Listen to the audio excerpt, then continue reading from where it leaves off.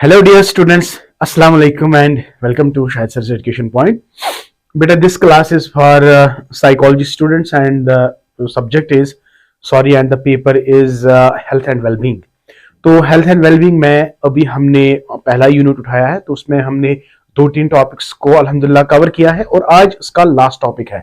तो हम मॉडल्स की बात कर रहे थे. पहले मॉडल में हमने आपके साथ डिस्कस किया था मेडिकल मॉडल, जिसको हम बायोमेडिकल मॉडल भी कहते हैं. ठीक है, तो बायोमेडिकल मॉडल में हमने आपको बताया था cause of the disease, responsibility of the disease and treatment of the disease. ये सारी चीजें हमने आपके साथ डिस्कस किए हैं और इसके रिलेटेड मैंने नोट्स भी बनाए हैं, तो वो मैंने अपलोड किए हैं. आपने मेरा पोस्ट देखा ही होगा, तो इसके रिलेटेड भी बेटा मटेरियल अवेलेबल है. You can go to the app, जो मेरी ऐप है शाहिद सर एजुकेशन पॉइंट, तो वहां जाके आप नोट्स को बाय कर सकते हो, परचेज कर सकते हो. ठीक है, और अगर वहां पे आपको परचेज करने में दिक्कत आती है तो you can directly contact me. Thank you, Mela bless you. तो चलते बेटा, आज का जो टॉपिक है हमारा बेसिकली वो मॉडल्स ही है, लेकिन मॉडल्स में हमने एक मॉडल आपके साथ डिस्कस किया, तो आज हम दूसरा मॉडल एक्सप्लेन करने जा रहे हैं. What is that? Yes my dear, तो नेक्स्ट मॉडल जो हमारा है that is bio psycho social model, right, of mental health.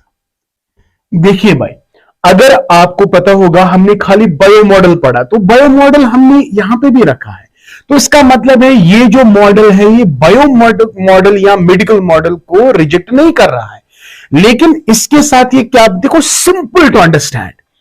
मैं डायरेक्टली आपको, जब मैं थोड़ा बहुत इसका डिस्क्रिप्शन में आपके साथ शेयर करूंगा और उसके साथ मैं डायरेक्टली उस कंटेंट पे ले जाऊंगा जहां पे मैंने सारे पॉइंट्स लिखे हुए हैं related to the bio psycho social model. I mean to say जो मेरा नोट्स का एक्सट्रैक्ट है वो स्लाइड आपके साथ शेयर करेंगे जैसे मैं करता हूं. ठीक है, लेकिन थोड़ा बहुत इसके बारे में हम बात करेंगे. तो सिंपली समझना क्या है कि बायोसाइको सोशल मॉडल का मतलब क्या है. दरअसल अगर हम बेटा हेल्थ की बात करेंगे, when you talk about the health, if suppose any person is ill, अगर कोई इंसान इल है, बीमार है. हेल्दी का मतलब है कोई इंसान जिसके पास कोई किसी किस्म की डिजीज नहीं है, तो वो मेंटली हेल्दी है. लेकिन मेंटली हेल्दी में all the dimensions of health, चाहे वो फिजिकल है, कॉग्निटिव है, इमोशनल है, सोशल है, whatever. Healthy means without absence of any type of disease. लेकिन अगर वो से फॉर एग्जांपल अगर वो बीमार पड़ा, तो बायोमेडिकल मॉडल के हिसाब से it is the external agent that is actually responsible for his or her illness, right? तो ये एक्सटर्नल चीज है जो बॉडी के अंदर चला गया, तो जिसकी वजह से हम बीमार पड़ गए. तो ये एक्सटर्नल एजेंट जो है ये वायरस भी हो सकता है, बैक्टीरिया भी हो सकता है, कोई भी फॉरेन पार्टिकल जिससे आपका इम्यून सिस्टम खराब हो जाएगा और जिससे आप क्या इल हो जाओगे. तो are you getting my point? तो ये सारी चीजें कौन कहता है? ये सारी चीजें कहता है हमें बायोमेडिकल मॉडल. बट बेटा when you talk about the illness, तो बीमार इंसान का शरीर बीमार होता है, लेकिन वो सोशली भी बीमार हो सकता है. से फॉर एग्जांपल इंसान जो है वो, चले मान लिया मैंने फिजिकली वो हेल्दी है, but when he is in the community he is not in a position in outside the home, तो he is not in a position to adjust himself anywhere. तो दैट मीन्स फिजिकली वो तो strong है, लेकिन there is something else जो जिसमें उसको problem होती है कि वो अपने आप को सोशली एडजस्टेड नहीं कर पा रहा है. Are you getting my point? Psychological इसके अंदर ही अंदर कोई ऐसी चीज है जो उसको खाया जा रहा है, लेकिन आपको दिखेगा कि भाई बंदा तो सही है, वो फिजिकली स्ट्रांग है, फिजिकली गुड है, फिजिकली फिट है, but inside the mind, inside the body there are certain other factors by which you may fall ill. तो इसके लिए it is not the external agency that is responsible, it is the internal agencies that are responsible. तो उन internal agencies को हम कहते हैं psychological factor. देखो हमेशा बेटा याद रखना, किसी भी इंसान में we have generally 3 systems. We have a biological system. Yes, we are biological beings because we have a organ system, right? But we have another system that is psychological system. We have psychological system, right? जिसमें आपके interests, motivation, emotions वगैरह वगैरह, cognition, mental aspect वगैरह आ जाता है. That is your psychological aspect. Biological aspect में आपका nervous system आएगा, आपके तमाम सिस्टम्स आएंगे, तमाम बॉडी पार्ट्स आएंगे, इंटरनल एक्सटर्नल बॉडी पार्ट्स। लेकिन जब हम साइकोलॉजी की बात करेंगे, इसमें आपको फंक्शंस ऑफ द ब्रेन आएगा, that is mind, that's your cognition, that's your intelligence, that's your all these things, that is psychological. And one more thing, that we are a social being, so we have a social aspect in us. So man is a biological being, man is a psychological being, and man is a sociological being. So all the three, when we combine, this model is called as biopsychosocial model. हमारा शरीर, हमारी body बीमार हो सकती है external agency की वजह से, it may be a virus, it may be a bacteria, तो इसको हम एक्सप्लेन करेंगे बायोमेडिकल मॉडल से। लेकिन हमारा दिमाग, हमारा जो माइंड है, हमारे जो इंटरनल एस्पेक्ट्स है, psychological factors are also responsible. You are suppose emotionally disturbed, कोई बंदा आपको देखेगा तो देखते पता चलेगा कि भाई बंदा तो बड़ा अच्छा है, दिखने में अच्छा है, इसकी बॉडी भी अच्छी है, उसको हेल्दी भी है, स्ट्रांग है, लेकिन उसको ये नहीं पता कि क्या ये इमोशनली स्ट्रांग है कि वीक है। तो इमोशनल एस्पेक्ट को लेकर, इमोशनली यू आर इल, तो इसके लिए बेटा आपको साइकोलॉजिकल फैक्टर्स को पढ़ना है, सिंपल सी बात है। And my dear, you are not adjusted anywhere when you go out of the home, तो you have a social problem, तो it is the sociological factor that are actually responsible for your illness. Are you getting my point? तो ये है model. तो इस model को George angel ने discuss किया था, George Engel. Are you getting my point my dear? And Romano, I think date is 1977, I am not sure, but let us see. जब मैं आपको डायरेक्टली नोट्स पे ले जाता हूं, स्लाइड्स की ओर ले जा रहा हूं, तो वहां पे आपको पता चलेगा। तो आई होप बेटा जो क्रक्स है इस मॉडल का आपको समझ आ गया। तो हेल्थ के लिए रेस्पॉन्सिबल है तीन factors, one is the biological factor, another is psychological factor, and another is sociological factor. Right my dear? बंदा अच्छा है लेकिन उसके घर में वो माहौल अच्छा नहीं है, तो उसको बहुत ज्यादा टेंशन होती है।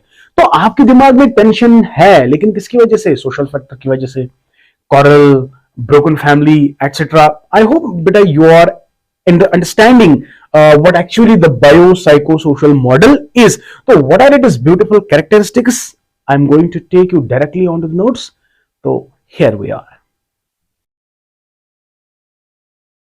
हाँ बेटा, आप देख सकते हैं पहले। अच्छा, बायोसाइकोसोशल मॉडल को अंडरस्टैंड करने से पहले अभी मैंने थोड़ा बहुत आपको बताया था, तो अगर हम थोड़ा बहुत लिमिटेशंस की ओर जाएंगे। पहले लिमिटेशंस ऑफ बायोमेडिकल मॉडल। देखिए, जो बायोमेडिकल का जो लिमिटेशन है, जो किसने डिस्कस किया था, ये जॉर्ज एंजल ने 1997 है बेसिकली।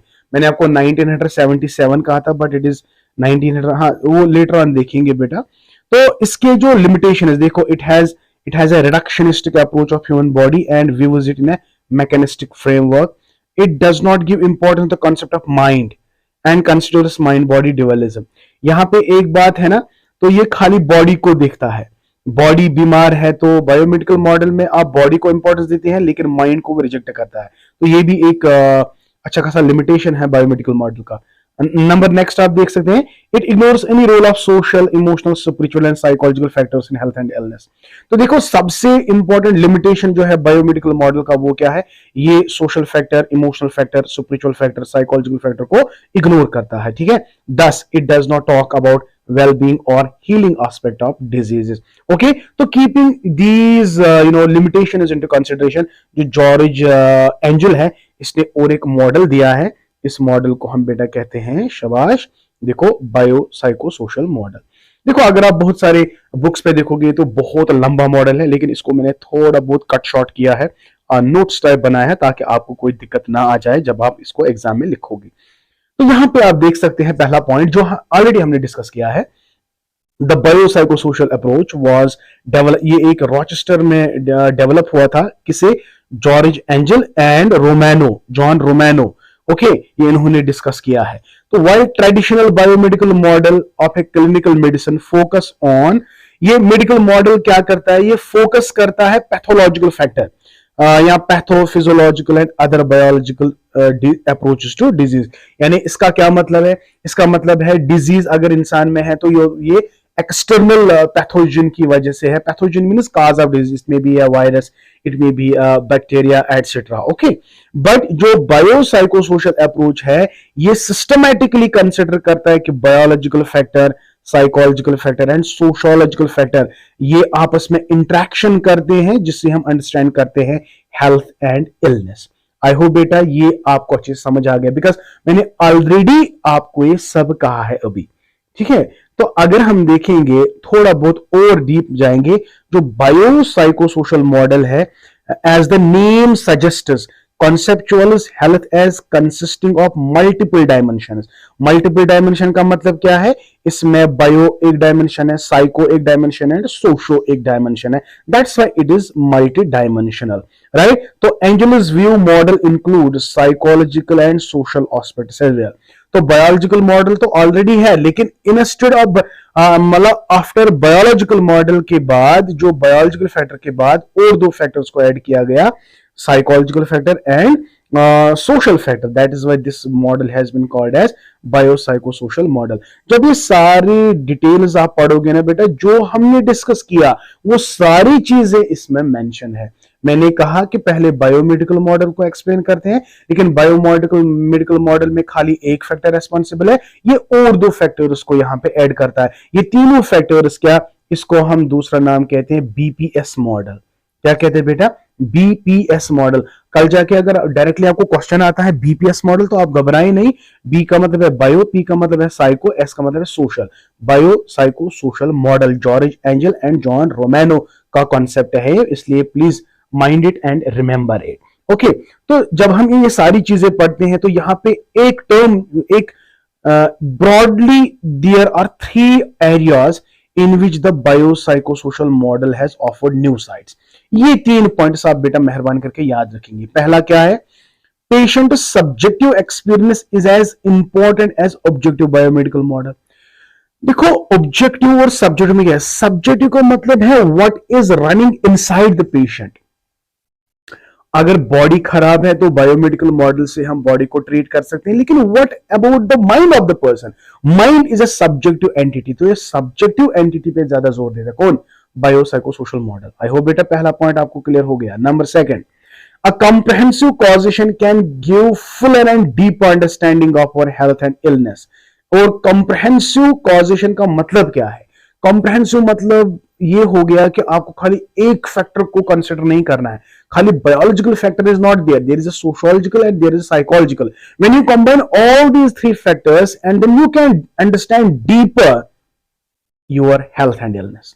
तो सिंपल सी बात है कि एक ही फैक्टर को आइडेंटिफाई करने से आपको हेल्थ और इलनेस के बारे में पता नहीं चलेगा। तो you have to be very comprehensive here.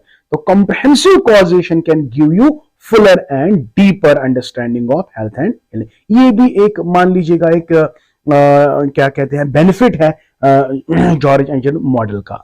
Number तीसरा क्या है, patient should not be treated as passive receptors of the treatment, they should give more power in the clinical process. तो it is self explanatory, right.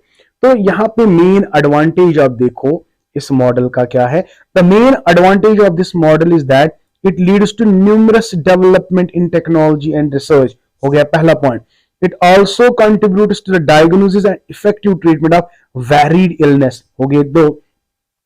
It also leads to increase in life expectancy and enhancement of life expectancy। Okay, हो गए 3।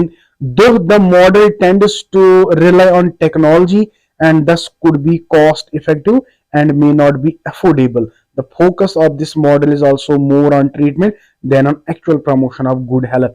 देखो बेटा इसमें techniques का बहुत ज्यादा इस्तेमाल किया जाता है, इसलिए इसका जो ट्रीटमेंट है वो कॉस्टली हो जाता है। वो everybody can not afford this, ये एक लिमिटेशन है इसमें। बाकी जो मैंने ये 3 बताए ये इसके एडवांटेजेस है, लेकिन डिसएडवांटेज ये है, सिंस ये मॉडल जो है ये रिलाई करता है टेक्नोलॉजीज पे, तो हर कोई इंसान जो है वो अफोर्ड इस ट्रीटमेंट को नहीं कर सकता। This is the main drawback of this model. Otherwise अगर हम कंपेयर करेंगे बायोमेडिकल मॉडल और मेडिकल मॉडल में, तो आप कह सकते हैं कि जो बायोसाइकोसोशल मॉडल है it is more advanced than the biomedical model.